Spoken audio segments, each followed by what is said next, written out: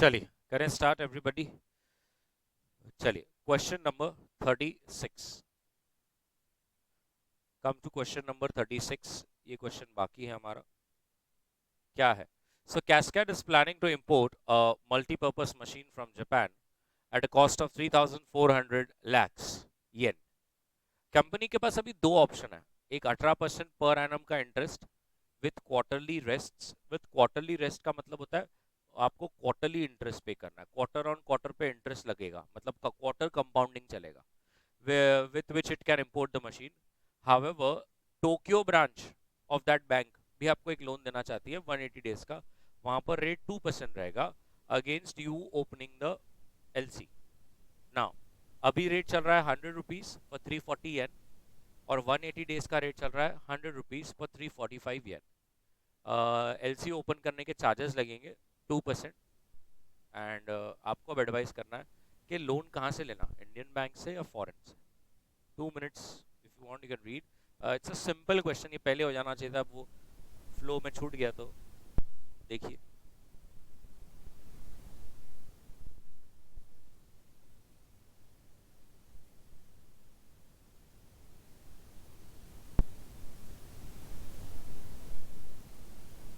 आपके पास लोन लेने के दो ऑप्शन, राइट?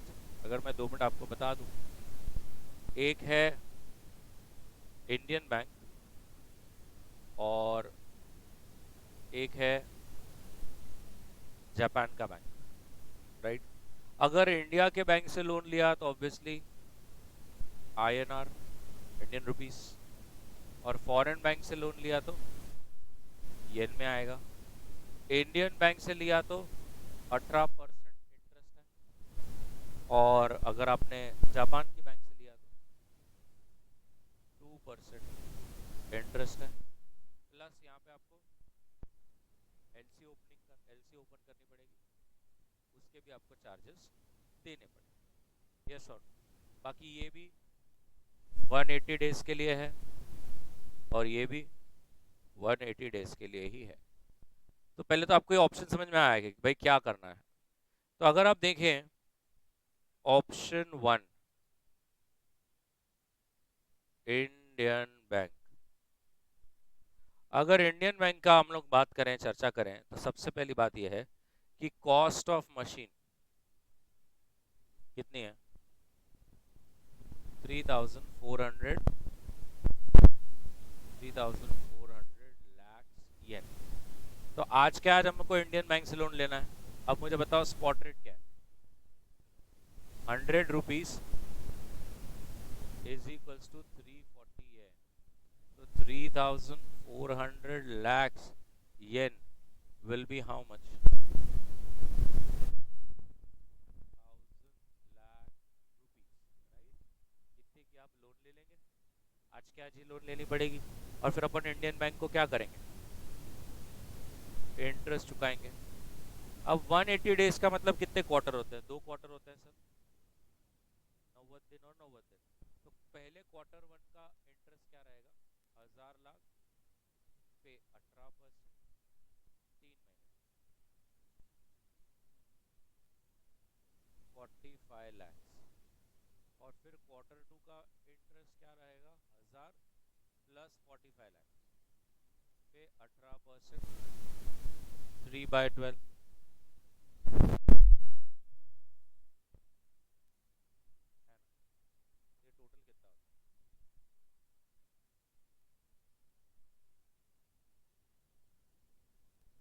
बराबर। Therefore the total payment जो आपने किया इंडियन बैंक में वो होगा 1,000 लाख का loan plus 92.025, that comes to 1092.025 lakh rupees. Agreed है? यहाँ तक किसी को दिक्कत? बना लीजिए। पहले यही चाहिए तो ऑप्शन बना लो कि भाई मेरे पास दो ऑप्शन है, और फिर ऑप्शन कैलकुलेशन।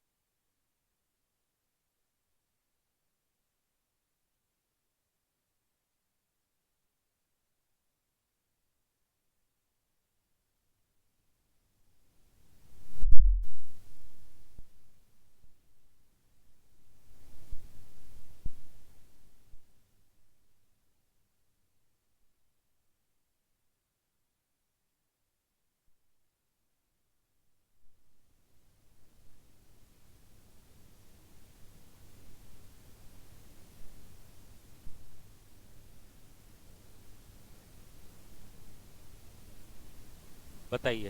Done everybody. अरे ये सब उसके बाद ऑप्शन टू क्या है?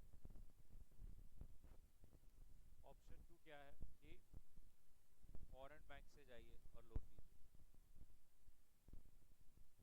फॉरेन बैंक क्या कर रहा है, आपको येन में आज दे रहा है, आपको आराम से 6 महीने बाद देना है, लेकिन वो फॉरेन बैंक के तो आपको क्या करना पड़ेगा, एलसी ओपनिंग चार्जेस लगेंगे।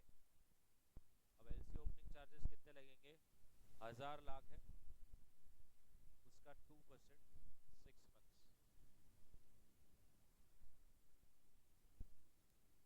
राइट। और इंटेंशनली इंटरेस्ट दिया था तो हमें 10 लाख पर अपॉर्चुनिटी कॉस्ट इंटरेस्ट भी लेना पड़ेगा। सो इंटरेस्ट के यही 10 लाख रुपए हम लोग कहीं पर और लगा सकते हैं। तो 10 लाख पर कितना, 18% है, 18% 3 मंथ्स के लिए कितना होता है, 0.45 लाख, ये सब लैक्स में, 10 प्लस 0.45 लाख इंटू 18%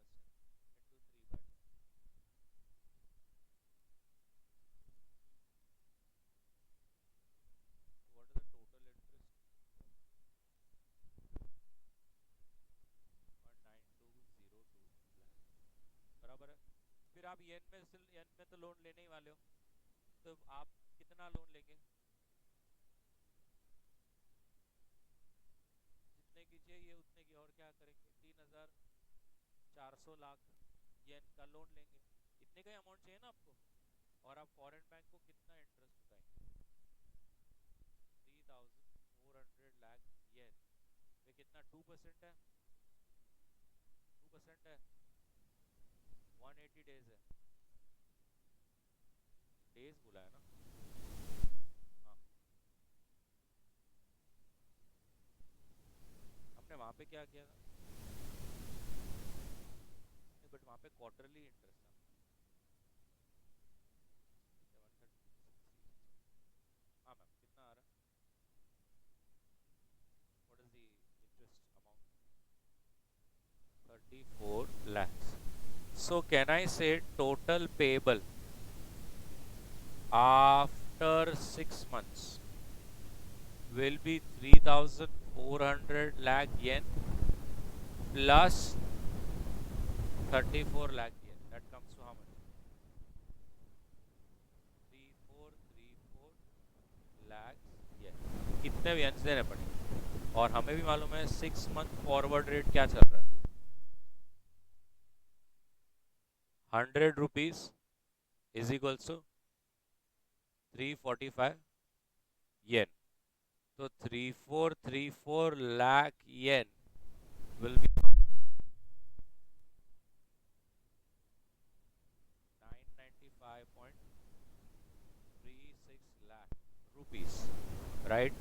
Therefore अब यहाँ पर आपको क्या क्या पेबल हो गया, total payable is equals to 10 lakh की सीसी प्लस सीसी के ऊपर इतना इंटरेस्ट और प्लस लोन का अमाउंट, ये टोटल मिलकर कितना होता है, 1006.28 लाख। तो बताइए कौन सा सस्ता गिर रहा है, ये है 1092 और ये है 1006, मतलब एलसी ओपन करके चार्जेस देके भी, यस। तो आइए ऑप्शन टू, हम लोग फॉरेन बैंक से ही लेंगे। यस मैम, डाउट पूछिए। एलसी के ऊपर ओपन चार्जेस 10 लाख रुपए हमें चार्जेस लगे, तो वो 10 लाख रुपए चार्जेस इंडियन बैंक में नहीं लगते, यहाँ पे हमें 10 लाख रुपए चार्जेस लगे तो हमने उसके ऊपर वो अपॉर्चुनिटी कॉस्ट लिया कि यही 10 लाख रुपए अगर आज मैं इंडिया में यूटिलाइज करता तो मुझे 18% मिलता, और ये वाला जो इंटरेस्ट है ये हमारा येन वाला लोन पे इंटरेस्ट है।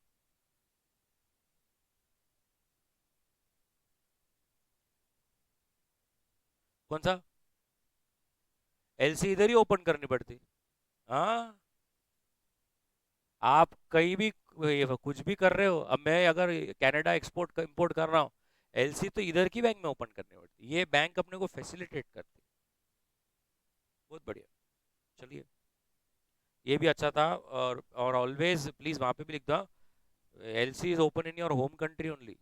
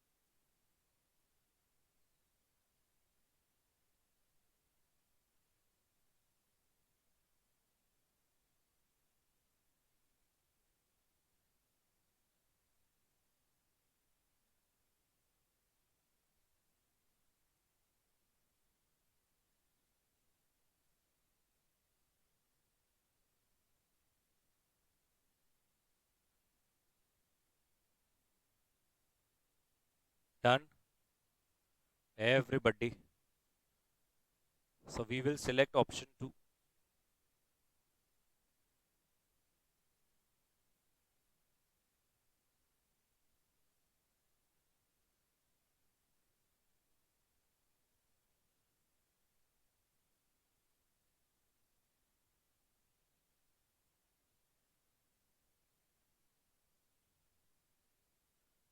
क्वेश्चन 36 किया अपन ने अभी।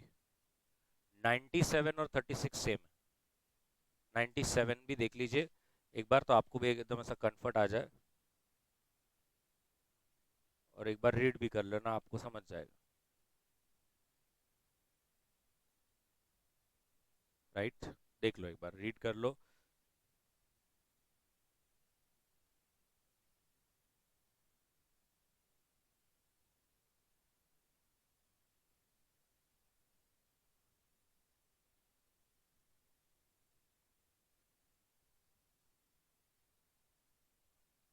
है ना, थेरी है वो। लिखा दूं? पहले क्वेश्चन तो समझ गया ना आपको पूरा, एवरीबॉडी? तो पहले वन फर्स्ट बिट लिख दीजिए वहाँ पे, question same as 36। Same as 36।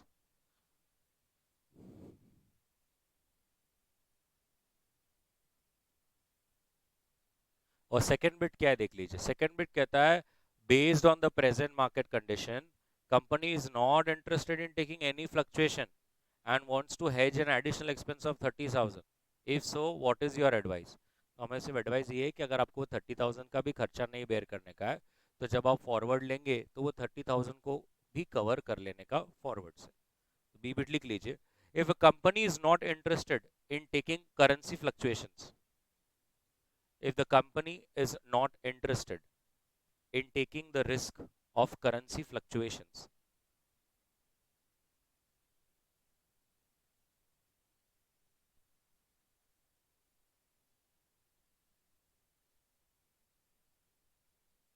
if the company is not interested to take the risk of currency fluctuations and wanted to hedge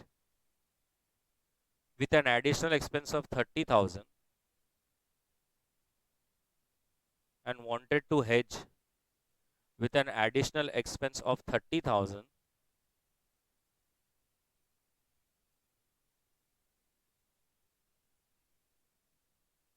then it can do so, then it can do so by taking a forward position,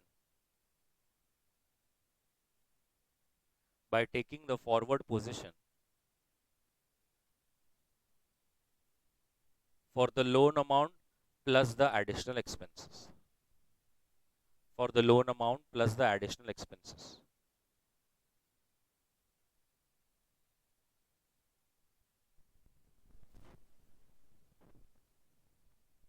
Perfect. Question number 66.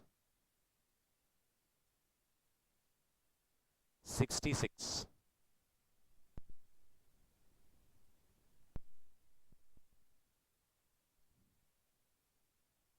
आ गए 66 पे। याद है कल हमारा nostro Vostro हुआ था, तो वो नॉस्ट्रो वॉस्ट्रो पे अब क्वेश्चन है। सो एबीएन एमरो बैंक एम्स्टरडेम को 15 मिलियन रुपीस चाहिए against dollar for funding their nostro account with Canara Bank.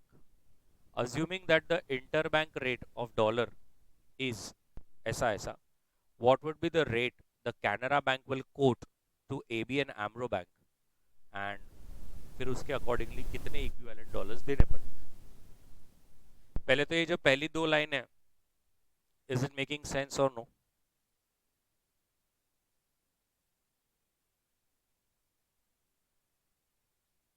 Ma'am बोल रहे नो।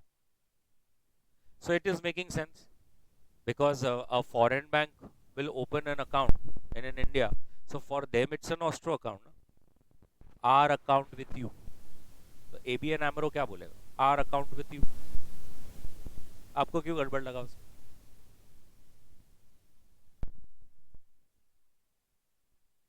नहीं नहीं, ABN AMRO एम्स्टरडेम में, उसने यहाँ की कैनरा बैंक में खाता खोला है, तो अभी अपन ABN AMRO है, तो अपने लिए वो कैनरा बैंक में जो खाता खोला है वो क्या है?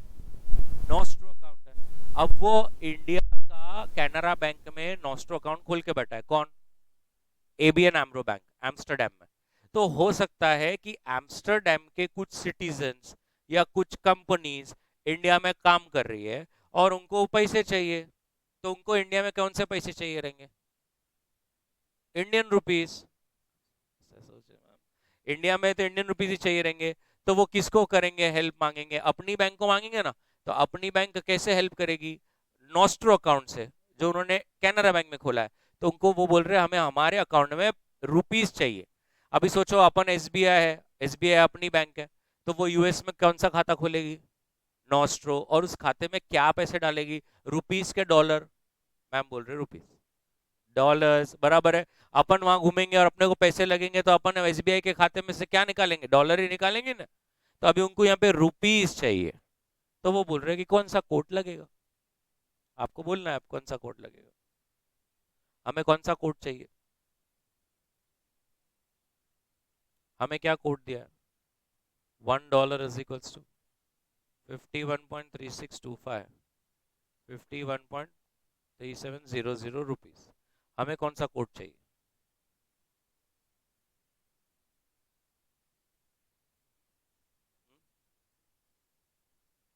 Is a correct answer sir, क्योंकि हमें रुपीस बाय करना है। आप एबीएन एमरो के पर्सपेक्टिव से है ना, एबीएन एमरो आपको अपना मन का बैठ गया, आपको अभी आदत होगी $1 ही देखने की। एबीएन एमरो को क्या चाहिए, रुपीस चाहिए, तो उसको रुपी कोड चाहिए रहेगा। तो 1 पॉइंट, हाँ,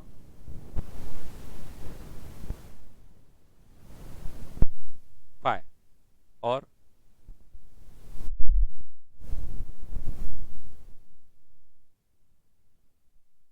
ऐसे कैसे छोटा हो गया ये, दोनों 5 ही हो रहे, तो थोड़ा बढ़ा दीजिए ना अभी, जैसे ये फिर अभी आप ये बराबर बोलिए, और 3-4 डिजिट, 0.019466, और ये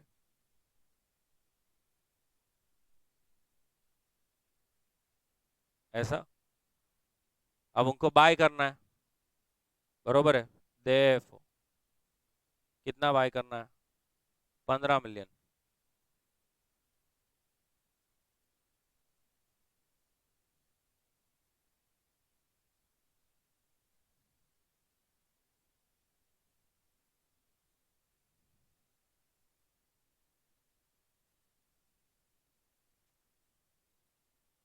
therefore amount of dollars required 292 0, perfect. लिखेंगे ABN एमरो requires rupees for its nostro account। समझ में आया ना अभी, ABN AMRO requires rupees for its nostro account।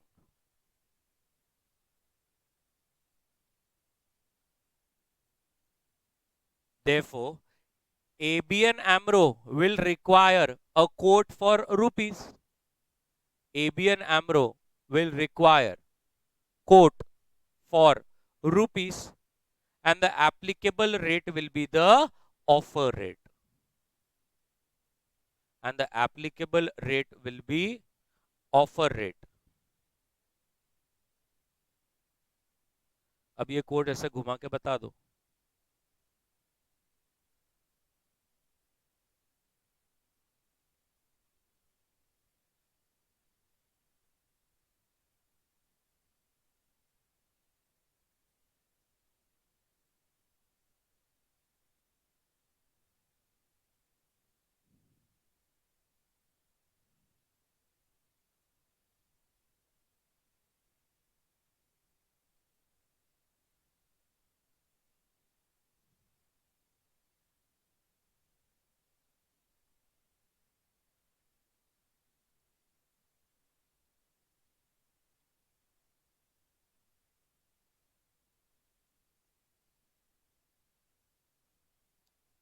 Conclusion, amount of dollars required for 15 million rupees will be amount of dollars required for 15 million rupees will be,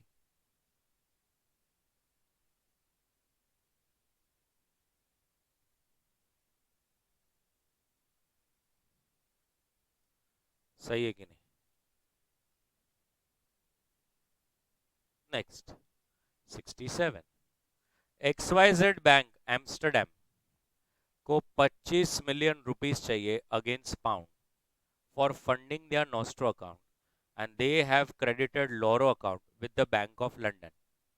तो बताइए कितने pounds लगेंगे, ongoing rate पर डॉलर इतने इतने rupees, and पर pound इतने इतने डॉलर्स हुआ है। अब आप थोड़ा सा अच्छा ठंडा दिमाग लगाकर बताइए कि आपको कौन सा रेट चाहिए। अपने को जो रेट दिया है वो है $1 इज इक्वल्स टू 61.3625 61.3700 रुपीस, और 1 pound is equals to 1.5260 1.5270 dollars. सही लिखा है क्या मैंने, देख लो बाबा एक बार। थैंक्स। ये कोट्स है। अब आप थोड़ा सोचिए आपको क्या कोट चाहिए। रुपी पर पाउंड। तो आप, थॉट प्रोसेस आपका सही है, द करेक्ट आंसर इज, क्योंकि हमें अब इतना ये रुपी पर पाउंड जो बोलता है मतलब उसका पढ़ाई अच्छा हुआ है, उसको समझ में आ गया है कि अपने को क्या कोड चाहिए। बट आपको सिर्फ दिक्कत क्या हो गई, एम्स्टरडैम बैंक का इधर नॉस्ट्रो है ना, तो he is not interested in pound, he is interested in rupees. तो आपने बोला सही कि रुपी पर पाउंड, बट आपके दिमाग में हमेशा क्या होता है कि मुझे चाहिए। अभी तक पूरा चैप्टर आपने कैसे किया कि मुझे चाहिए, तो आप हमेशा बोलते हो रुपी पर पाउंड, मतलब foreign currency on this side and rupee, but for that concern person rupee is foreign currency ना। एबीएन एमरो कहाँ पे है, एम्स्टरडेम में, उसको क्या चाहिए, रुपीस चाहिए, क्या देगा, पाउंड। समझा, तो वो तो कोट किसका मांगेगा, रुपी का कोट मांगेगा ना। अपने को चैप्टर में आदत हो गई, अपन इंडियन है इसलिए अपने को लगता है, कभी भी आपने आज तक जवाब दिया तो ऐसा ही बोला है, रुपी पर डॉलर, रुपी पर यूरो, रुपी पर, रुपी पर, रुपी पर, क्योंकि आपको मालूम है, आपको आप इधर है। बट अभी अभी किसकी बात हो रही है, वहां का व्यक्ति जिसने यहाँ नॉस्ट्रो खोला है। तो आपने आज तक कभी इंडियन रुपीस परचेज ही नहीं किए, कोई भी सब में कौन है ऐसा इंडियन रुपीस परचेस करता है। अभी एबीएन एमरो को परचेस करना है, बात समझ में आ रही है। तो आपको चाहिए पाउंड पर रुपी, बताइए कोड बन सकता है क्या। और एक मिनट, पाउंड पर रुपी चाहिए तो डायरेक्टली बोलो ना, बिड चाहिए कि ऑफर, ऑफर चाहिए। हाँ, तो कैसे बनेगा, सेकंड और क्या फर्स्ट, दोनों ही घुमाने पड़ेंगे कि नहीं। Thanks. So pound upon dollar into dollar upon rupees, ये ऐसा। तो अभी अगर मेरे को ऑफर चाहिए तो बताओ पहले क्या करना चाहिए, ऐसा, और ये ऐसा, तब जाके ऐसा आएगा। 0.01068, therefore amount of pound required to buy 25 million rupees will be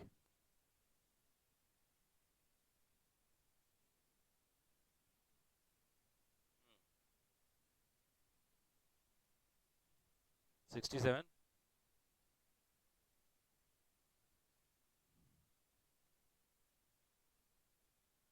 sorry, बना लीजिए, पहले लिख लेंगे।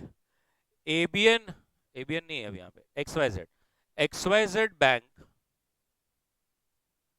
wants to purchase 25 million rupees, wants to purchase 25 million rupees against pounds, against pound.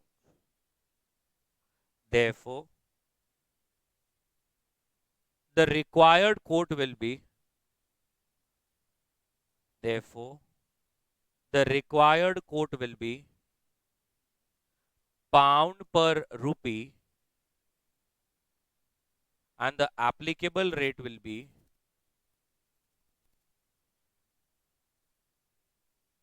offer rate.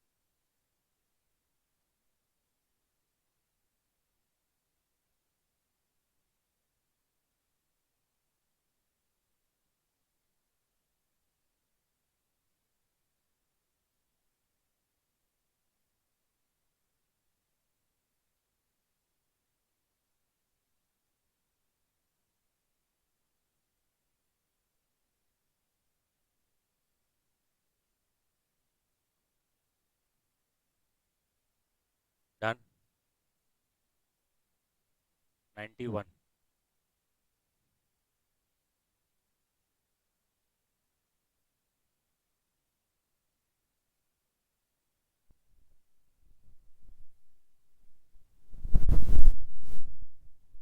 ऐसा क्वेश्चन एक बार पहले भी हो गया. ZX has made purchase worth $80,000 on 1st May, जिसके लिए उसको पेमेंट करना है. उसके पास एक 10,000 रुपये बैंक में ऐसे ही पड़े हैं. तो ये उसको कुछ ये 3 कोट मिले. तो वो बोलता है कि क्या ये कोट्स जो दिए हैं उससे मैं कोई अपॉर्चुनिटी गेन बन सकता है क्या. तो अभी अगर आप एक एक कोट करके देखेंगे, ध्यान से देखिए. अपने पास अमाउंट कितना अवेलेबल है? $10,000, right. What is the first quote? $1 equals to ऐसा. So $10,000 will comes to how much? 115. फिर क्या कोट है? £1 is equals to, so 11539 euros is equals to 88 ऐसा पाउंड्स. और फिर अपने पास कोट है $1 is equals to 1.2752. तो 12,688.59 pounds is equals to 9950. 50 रुपए कम हो गए, $50 कम हो गए. लॉस हो जाएगा. लिखेंगे please. If we have $10,000, if we have $10,000 idle in our bank account,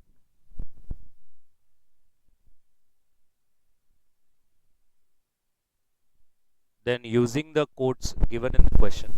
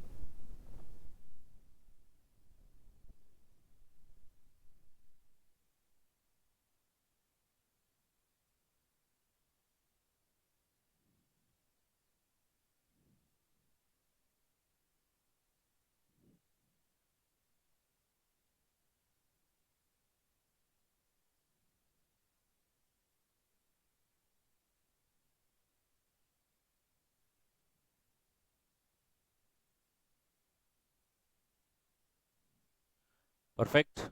There will be a net loss of $50.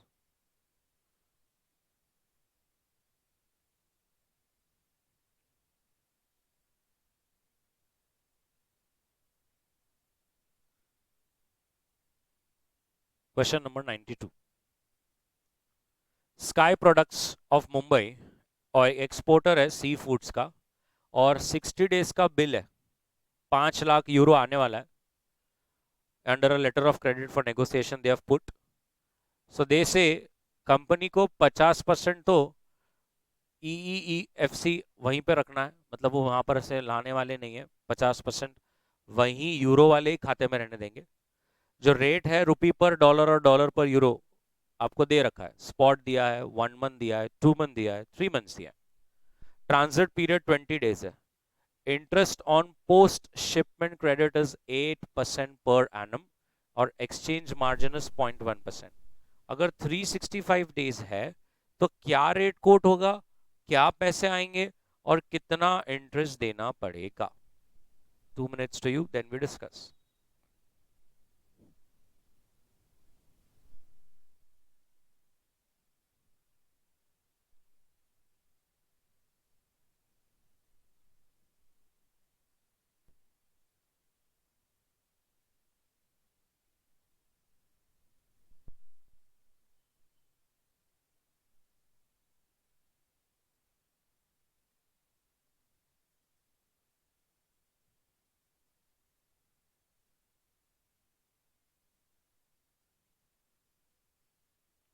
करें?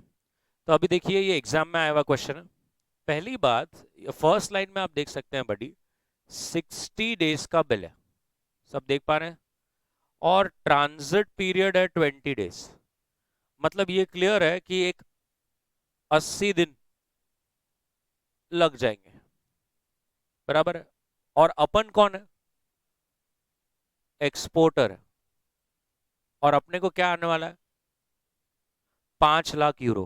तो आपको क्या कोड चाहिए? रुपी पर euro is the correct answer. अभी तुम हो गया ना, ऑस्ट्रो खत्म हो गया। हाँ, अभी आप नॉर्मल पे आ जाओ। रुपी पर यूरो, आपको चाहिए रुपी पर यूरो। अभी अगर 80 दिन के लिए है तो इंस्टीट्यूट ने अपने सजेस्टेड में ऐसा लिखा कि एज 80 डेज का एग्जैक्ट नहीं है, we will rounded off to lower of the month. मतलब 80 डेज है तो एक तो आप 2 मंथ्स का ले सकते हैं, तो 3 मंथ्स का ले सकते हैं, तो हम 2 मंथ्स का लेंगे। जो हमारे हमारे को जब पैसा लगेगा उसके पहले वो कॉन्ट्रैक्ट सेटल हो जाए तो हमारे लिए सिंपल रहता है। जबकि एक्चुअल में मतलब सही है इंस्टीट्यूट, बात ऐसी है कि ये फ्यूचर्स में होता है, फॉरवर्ड में तो कैसा है, कभी भी आप काट सकते पोजीशन। ठीक है, तो 2 मंथ्स के लिए अब मेरे को बताइए हमें क्या चाहिए? हमें चाहिए 2 मंथ फॉरवर्ड रेट। कौन सा? रुपी पर यूरो। और वो भी मेरे को कौन सा रेट चाहिए? Very good, bid rate. क्योंकि मैं यूरो क्या करने वाला हूं, बेचने वाला हूं, तो मुझे बिड चाहिए कब? 2 महीने बाद। और रुपी पर यूरो। तो अब यहां पर देखिए इतने सारे रेट है, भगवान क्या करेंगे इतने रेट का? तो पहले मैं क्या लिखता हूं, स्पॉट लिखता हूं, ठीक है। $1 इज इक्वल्स टू 67.8000, 67.8100 रुपीस, बराबर। अब 2 मंथ्स के लिए जो मेरे स्वैप पॉइंट्स है वो मुझे दिए हैं 21.22 पैसे। अब आपको मालूम है जब ऐसा होता है अपने को क्या करना है, उसको ऐड बैक कर लेना है। तो यहां पर आएगा $1 इज इक्वल्स टू 67, बोलो, नहीं 67 नहीं 68 होगा, 01। ऐड करना है ना मैम, पहला नंबर छोटा है, 68.03 रुपीस। ये मेरा बन गया 2 मंथ फॉरवर्ड रेट,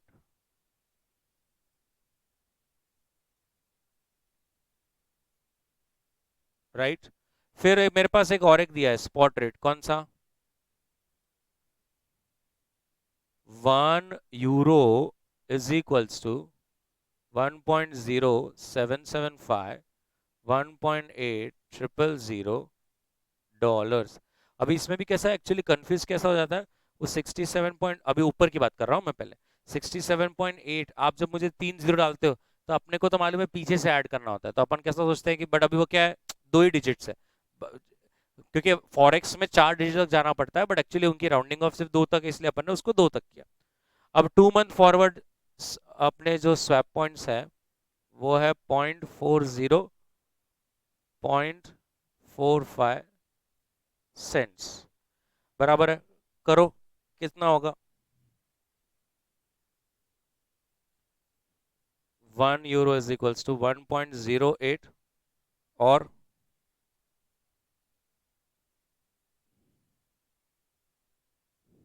1.80।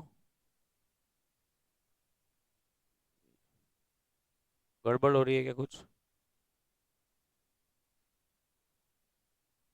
ठीक है, 8045। अपने को वैसे भी बिट से लेना देना है। 1 पाउंड इज इक्वल्स टू क्या है, डॉलर्स। क्या बोल रहे हो सर? क्यों? आगे सेंट्स लिखे हुआ है ना, स्वैप पॉइंट्स। बरोबर। अब मेरे को बताओ, इसमें से हमारे लिए कौन से रेट्स इंपॉर्टेंट है? ये और ये। एग्रीड। लेकिन अब आपने क्या यहां पर ये देखा, एक्सचेंज मार्जिन क्या है, 0.1%। बराबर है। तो एक्सचेंज मार्जिन कमीशन जो बैंक का होता है, अपन ने क्या बोला था, बिड में हमेशा क्या होता है, लेस, और ऑफर में हमेशा ऐड होता है। तो जब आपको कोई 2 मंथ रेट कोट करेगा, 2 मंथ फॉरवर्ड रूपी पर यूरो बिड रेट कोट करेगा, तो वो आपको कोट करेगा 68.01 -0.1%। तो कोट क्या आएगा आप बताइए?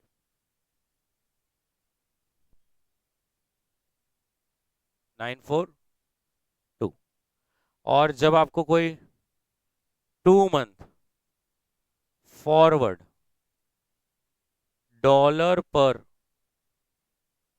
यूरो बिड रेट कोट करेगा 1.0815 0.1%, तो आपको क्या रेट कोट करेगा? 1.08, ऐसा। अब आपको क्या चाहिए था, रुपी पर यूरो। तो बताइए, डायरेक्ट होगा कि मल्टीप्लाई करना पड़ेगा कि क्या करना पड़ेगा?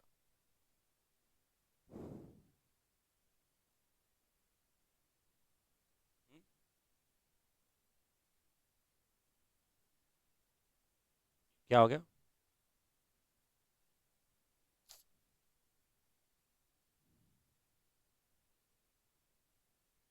अरे ये तो बराबर है ना। हाँ, तो कुछ घुमाना पड़ेगा कि नहीं, वो घुमाना पड़ेगा। सो रुपी पर dollar into dollar upon euro, तो 67.942 इंटू 1.0804, 73 पॉइंट। सो क्या आपको फर्स्ट बिट में क्या पूछा है उन्होंने, what is the exchange rate that will be quoted? B bit में क्या पूछा है, कैश इनफ्लो। अब आपको कितने यूरोज आएंगे? नहीं, 2,50,000, क्योंकि उन्होंने बोला है 50% तो हम उधर ही रखें। सो 2,50,000 इंटू 73.4045,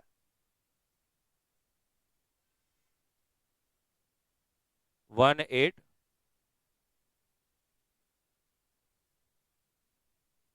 ऐसा। और उन्होंने सी बिट आपको एंड में पूछा है कि इंटरेस्ट कितना रहेगा 80 दिन का। So interest is equals to 18351125। क्या रेट ऑफ इंटरेस्ट है?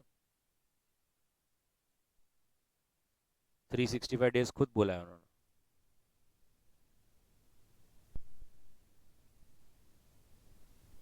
ठीक।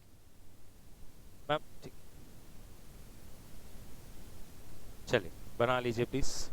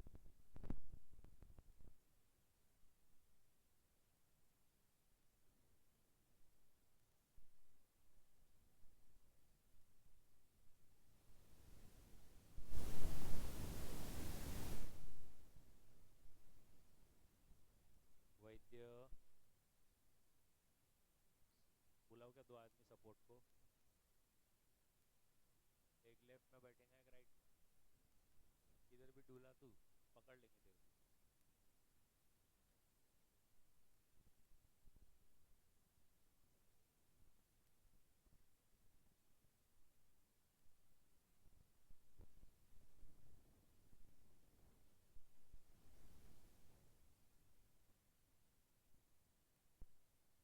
थोड़ा आपने पहले स्टार्ट में लिख दिया ना वो, हम इंडियन एक्सपोर्टर है, रिसीवेबल यूरोज है, देयरफॉर हमें रुपी पर यूरो का बिड रेट चाहिए, जबकि 60 + 20 80 दिन होता है, इसीलिए हमने 2 मंथ्स बीन द लोअर लिया है। क्योंकि बाद में ये सवाल तुम्हारे मन में आएंगे और तुम मुझे फोन करेंगे, हे नंबर बंद आहे, इथे फोन करू नहीं।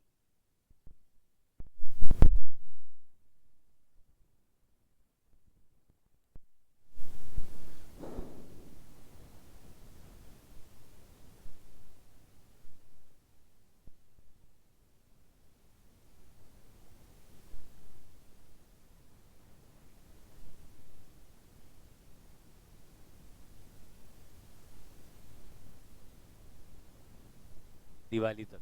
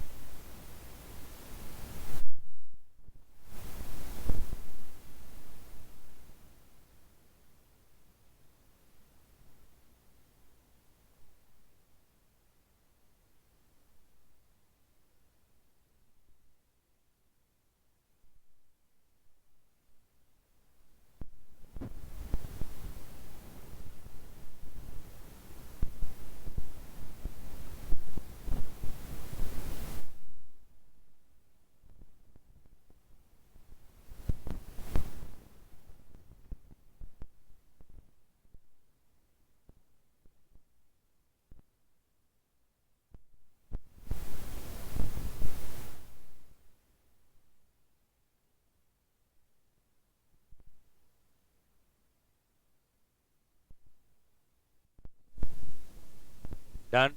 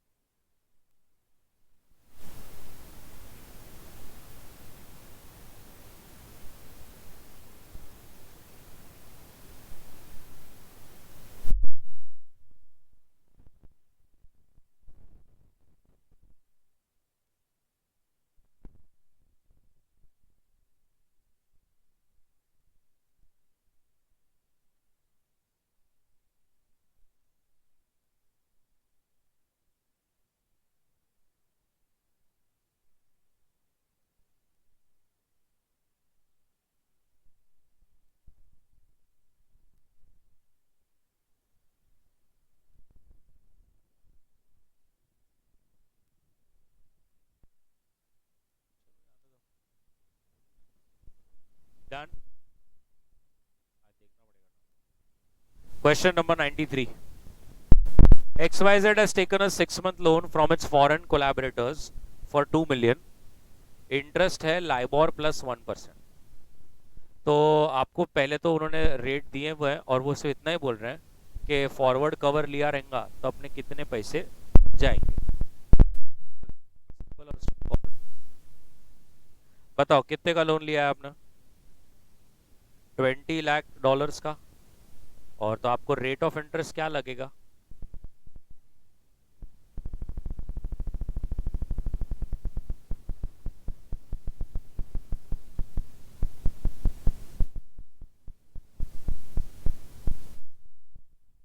लोन टेकन $20 लाख बराबर. अभी इंटरेस्ट रेट जो आपको लागू होगा वो क्या होगा? 2% प्लस 1%. 1% क्यों प्लस? उन्होंने बोला है लाइबोर में प्लस 1 होगा, so that will be 3. therefore interest जो पेएबल होगा आपको वो होगा $20 लाख का 3% फॉर 6 months. बोलो.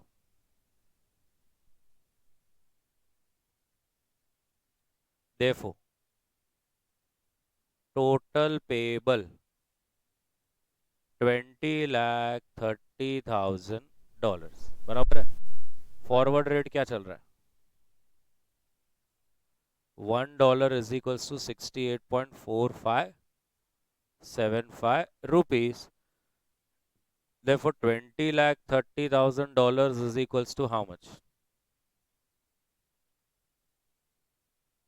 138.7. हो गया फर्स्ट बिट, कर लो.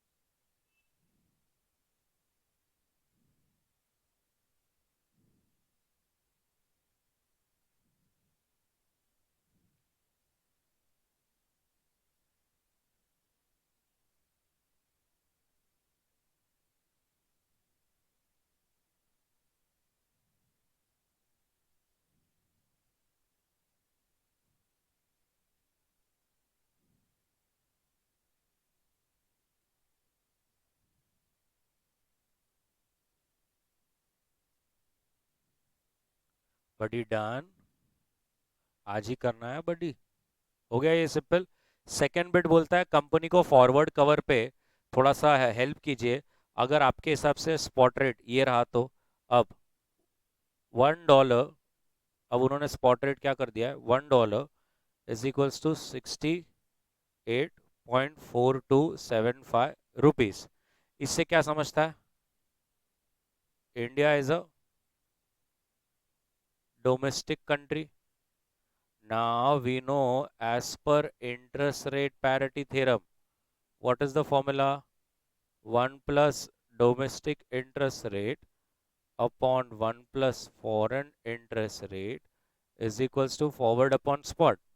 तो इंडिया का इंटरेस्ट रेट क्या है? 7%. नहीं 7% कहाँ पे, 6% ही चल रहा है ना. वो लाइबोर प्लस 1 आपको लागू हो रहा है, अपने को तो फॉरवर्ड रेट निकालने का है. सबका रेट तो 6% is for how but per annum. आपका 6% है तो कितना आएगा? 0.3 है ना. और फॉरेन का आएगा 2 है तो आधा 1. और स्पॉट क्या है? 68.4275. therefore forward is equals to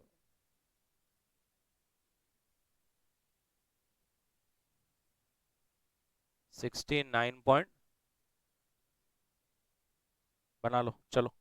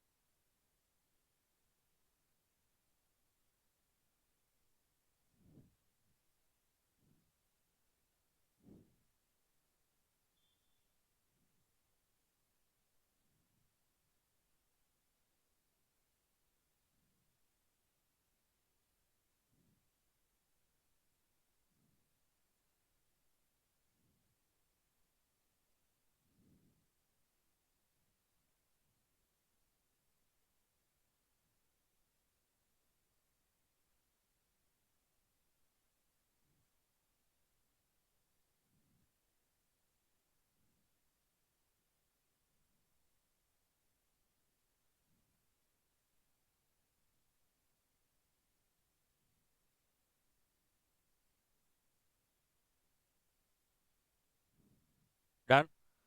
conclude क्या करेंगे? कंक्लूड करना पड़ेगा ना। तो कंक्लूड ये करेंगे कि उसने फॉरवर्ड अभी ले लेना चाहिए, क्योंकि अभी फॉरवर्ड उसको अच्छा मिल रहा है 68.4575, राइट। और अपन ने इंटरेस्ट रेट पैरिटी के हिसाब से दिखा, तो अपने को मालूम पड़ रहा है कि आने वाले समय में रेट 69.78 होगा। अब अगर अपन एक्सपोर्टर होते तो ठीक, बट अपन तो लोन लेके बैठे हैं, तो आगे तो और लंबा महंगा गिरने वाला है, तो आज ही कवर कर लेने का। तो लिखेंगे conclusion, we can see that the forward rate quoted today, the forward rate quoted today is less than the expected spot rate, is less than the expected spot rate, is less than the expected spot rate,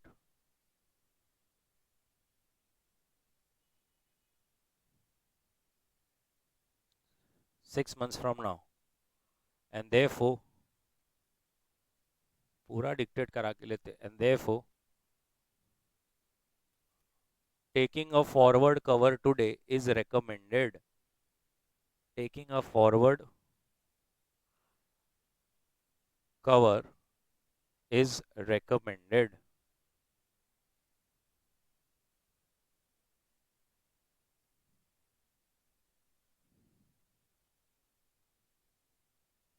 बराबर। Next question 94,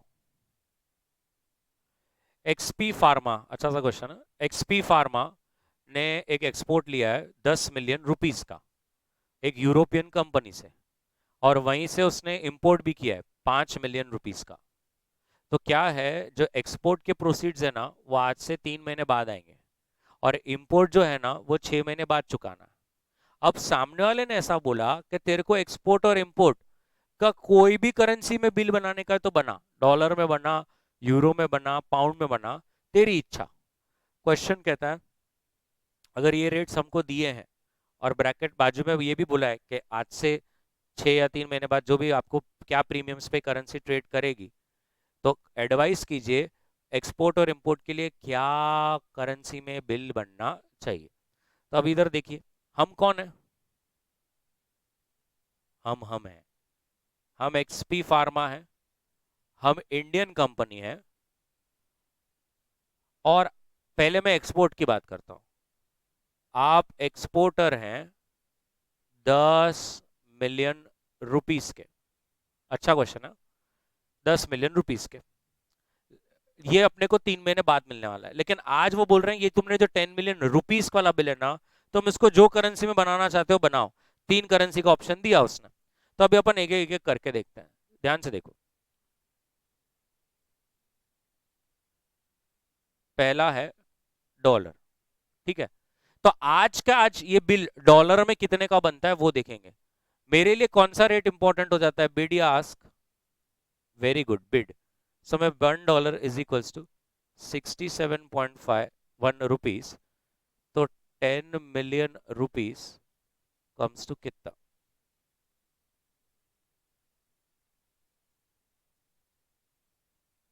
4 1 4 9 0 3 1 3 million है ना ma'am? वो 1 crore divide by 67.1 ना?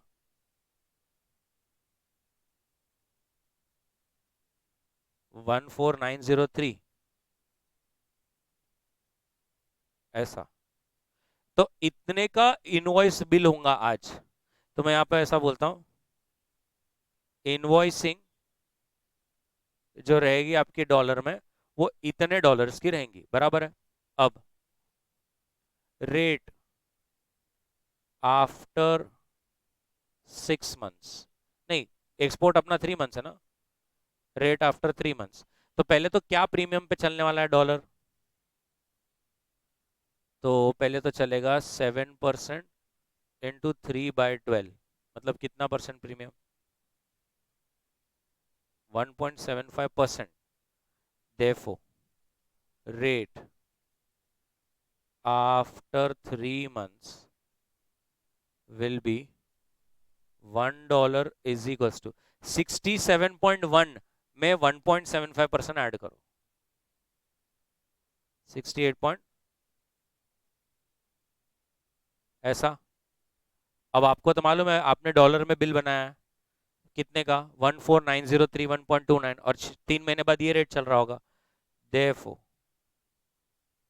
total receivables in rupees will be 14903.29 into 68.2742,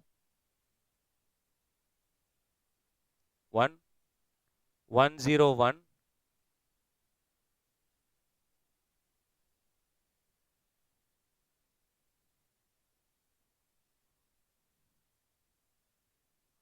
बताइए कितना clear और straight forward है? ये किसका निकला? डॉलर। नेक्स्ट करेंसी कौन सी है? यूरो। तो what is the spot rate euro का? 1 euro is equals to 63.15 rupees. तो 10 million rupees is equals to कितना? 158,353.13। बस ये मेरा इनवॉइस बनेगा आज। रेट आफ्टर 3 मंथ्स, अभी 6% इंटू 3/12, तो 1 euro is equals to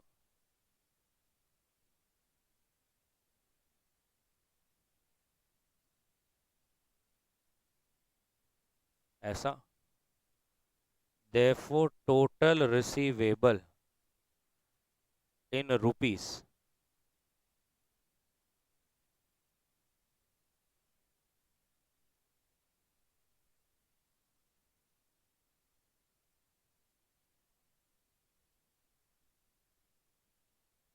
$967, sorry 10 ऐसा। ये हो गया यूरो। फिर क्या है?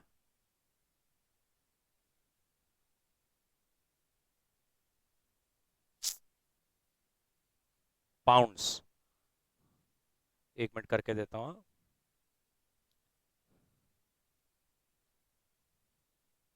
किसमें?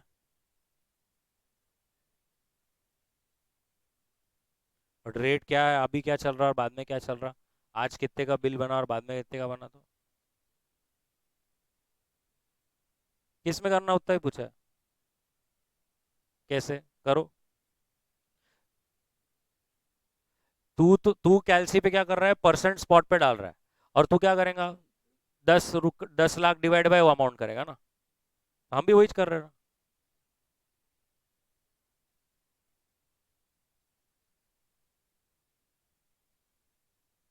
क्या 66 और 5? अरे प्रीमियम के रेट से कैसे समझेगा, आज क्या रेट चल रहा है उससे कैसे पता चलता है? 100 रुपए पे 7% और 200 रुपए पे 5%, सेम थोड़ी रहता। समझा मैं क्या बोला? 100 रुपीज की करेंसी है, 7% प्रीमियम पे चल रही है, तो तेरे दिमाग में ऐसा चल रहा है 107 के हिसाब से मिलना है। बट 200 रुपए की करेंसी पे 5% भी 210 लेके चले जाएगा ना। यस। ये चल ही नहीं रहा। ऐसे ही पाउंड का भी करना है। और हम लोग कौन सा करेंसी चूज करेंगे? जो सबसे ज्यादा पैसा देगा। फिर वैसे ही नीचे किसका करना है? इंपोर्ट का, जहां पर आपको 10 मिलियन नहीं 5 मिलियन मिलने वाला है। और वहां पर आपके लिए बिड नहीं, ऑफर रेट काम में आएगा। चलिए, शुरू करना है। बिल्कुल ऐसा रोना नहीं है कि क्या हो गया ये। चलो।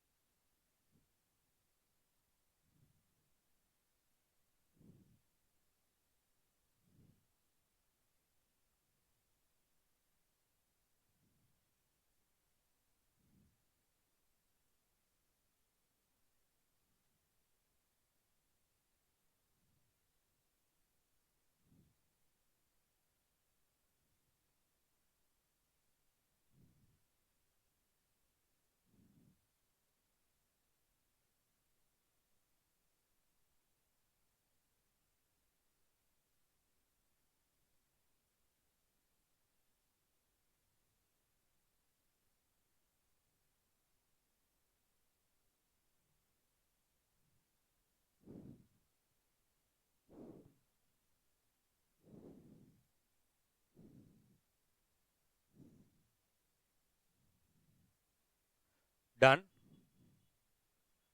एक्सपोर्टर हो गया क्या? ये इसका बोल दे कि पाउंड का कितना आ रहा है। लास्ट आंसर 101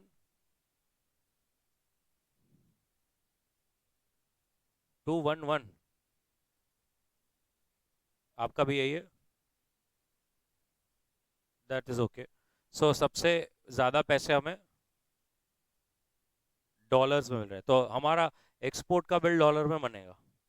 चलिए, अभी ऐसा ही सेम टू सेम हमें करना है इंपोर्ट के लिए।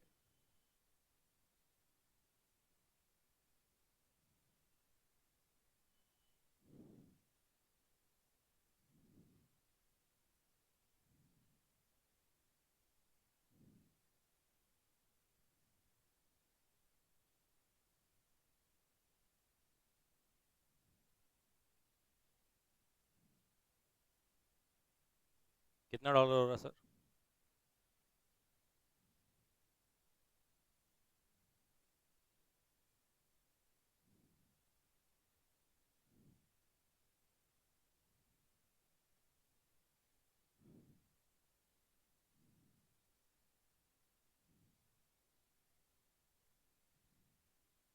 अभी इस बार प्रीमियम 3.5% है ना?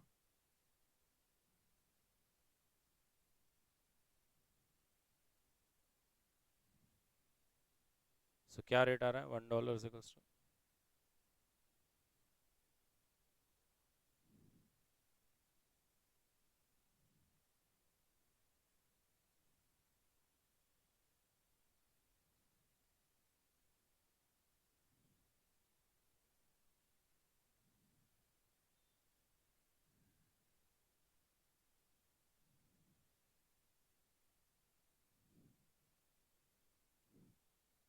कितना? 51 लाख?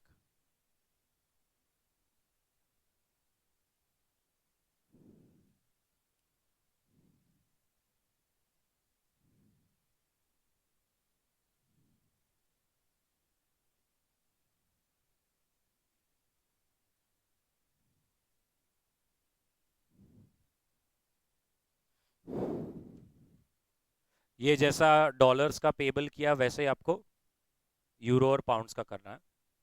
कर लीजिए।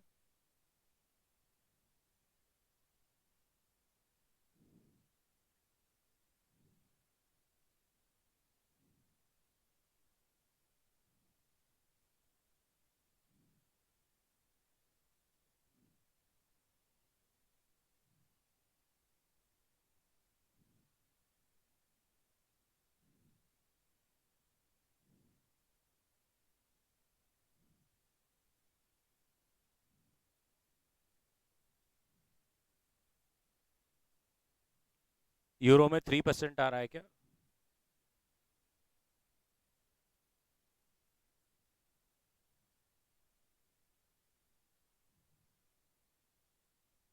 पहले ये कितने आ रहा है मैम यूरोस? 79।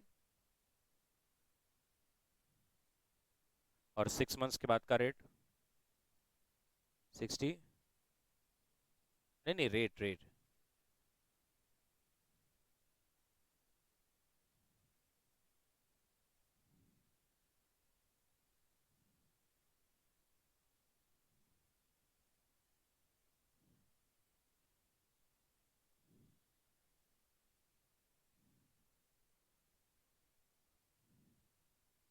55।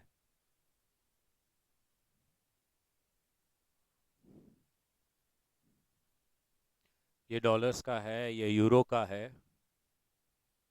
और ऐसा ही पाउंड का करना है।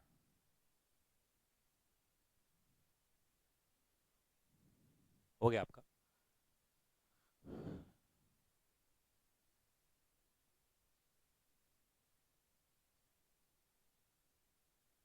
हाँ मैम।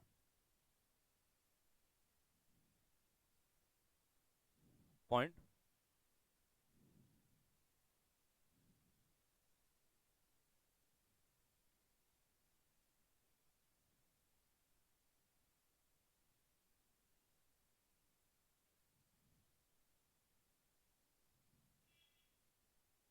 90 पॉइंट ऐसा।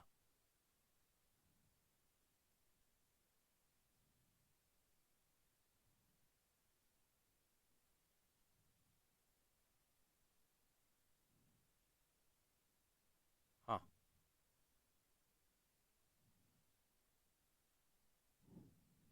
अब इसमें सबसे कम जो रहेगा वो लेंगे।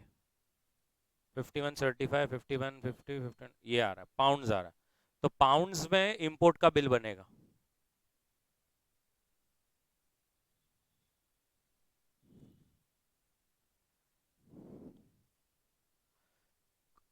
बराबर। कंक्लूजन आप लिख सकते हैं, देफो export bill invoicing will be done in dollars and import bill invoicing will be done in pounds.